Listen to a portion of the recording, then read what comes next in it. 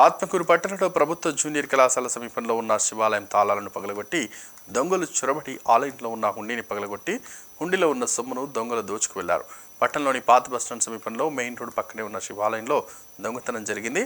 ఆలయ నిర్వాహకులు పోలీసులకు ఫిర్యాదు ఇవ్వడంతో పోలీసులు శివాలయం వద్దకు వచ్చి కేసు నమోదు చేసుకుని విచారణ చేపట్టారు.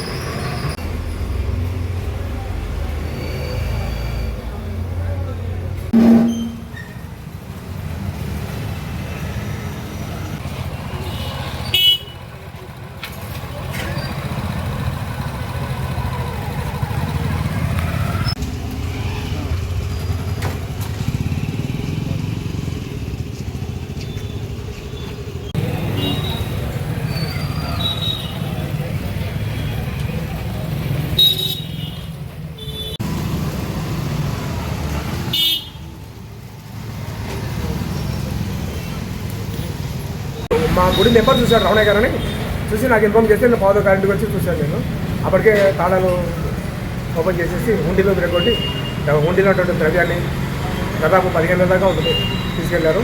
ఆ బీరువాలో ఒక 200 గ్రామ్స్ దాకా వెండి ఉంటుంది, చిన్న చిన్న సామాన్లు ఆర్నమెంటల్ మెటల్ వెళ్ళిపోయింది. మిగతా సామాన్లు వెళ్ళలేదు. గర్భగుడిలో సామాన్ తీసుకొచ్చాం. మొత్తం అంచనా ఎంత ఉండదు? 20,000 దాకా ఉండొచ్చు. ఆ హుండీ కనెక్షన్ అది కావచ్చు.